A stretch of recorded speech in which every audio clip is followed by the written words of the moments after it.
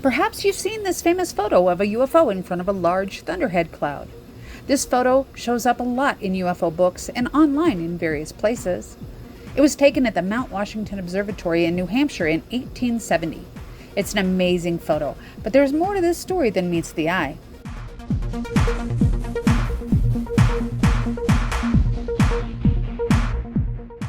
Something seemed wacky when we first saw this photo. We were impressed, but something about it felt a little off. For one thing, the cloud swirling around as a thunderhead doesn't match with any other photos of thunderheads. Of course, since this photo was taken in 1870, perhaps the level of technology was such that it was a time exposure, or perhaps the camera moved or jiggled during the exposure. That felt reasonably possible, although the black cylindrical object in front of the cloud wasn't affected the same way. We were determined to find out what was going on with this photo. The founders here at UFO-Track have been studying UFOs for over 50 years and have most recently been putting efforts into creating software to help with UFO investigations. One area of these efforts has been with the photo analysis of UFO images, has received considerable interest, and as a result, we are researching all sorts of various published UFO and UAP photos to see what we can add to the research. This photo from Mount Washington ties in with two-camera analysis. It all has to do with parallax shift. Let me explain with another example. Take a close look at these two photographs of the International Space Station, taken at the exact same time, but at locations that were separated by 21.18 miles. You can see the 10-second exposure trail of the ISS has shifted a little compared to the stars in the background. That's parallax shift.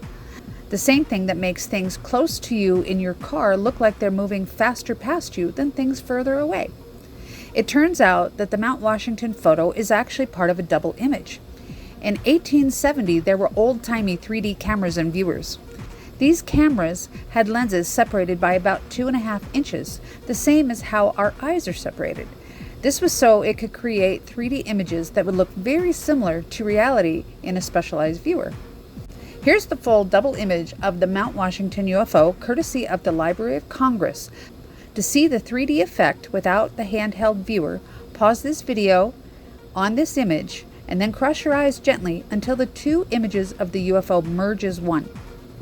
But hold on to your old-timey horses, we have a problem here.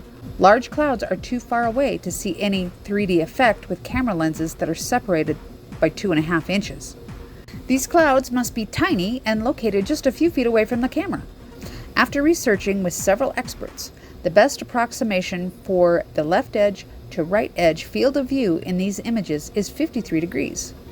It might be anywhere between 20 and 70. But even at these extremes, the calculated distance from the camera to the details in the photos is still in a range of just a few feet. Here's a simplified explanation. This is how two eyes or two camera lenses placed apart like eyes can figure out how far away things are. The key is to look at the angles to the details that are close compared to the angles that are farther away.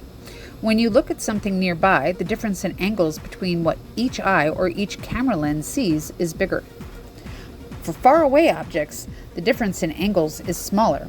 We can use computers to measure these differences in digital pictures, or our brains can do it automatically when we look around. They can help us understand the distance to things in the world. By digitizing pixel locations and doing 3D math, we can calculate approximate distances from the camera, as shown here, to the tip of the so-called thunderhead. It is about 4 feet 0 inches. A spot in the foreground is located about 2 feet 10 inches, and the left and right ends of the object are 3 feet 3 inches and 3 feet 4 inches.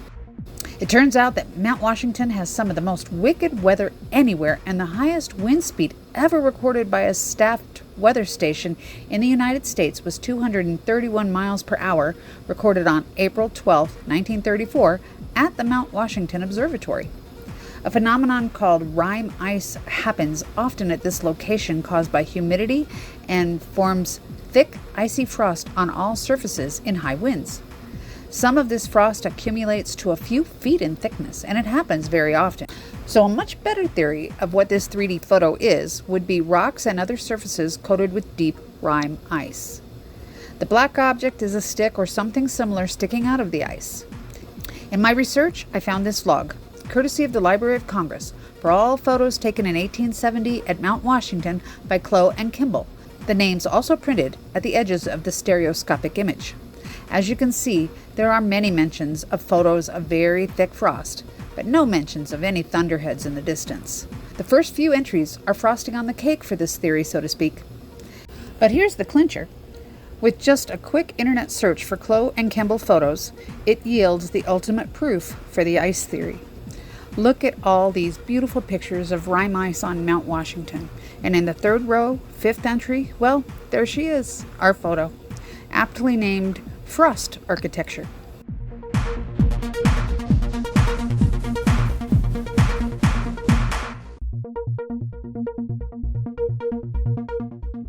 Look at some of these other beautiful pictures of ice on Mount Washington. I'll leave the link in the description so you can take some time and enjoy these photos for yourself. This photo, when it claims to be of the world's oldest UFO, completely debunked. Thanks to math and science and the good record keeping that preserves our history by the Library of Congress and other museums.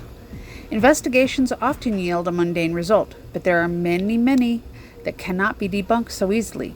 See the linked video at the end of this video called Breathing New Life into Old UFO Investigations. This is where we should focus our energies.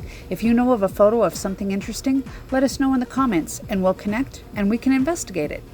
If you're interested to learn more about UFO research or UFO-Track and our research and our ongoing efforts to collect real-time UFO data through our member network, visit UFO-Track.com. And remember, keep looking up.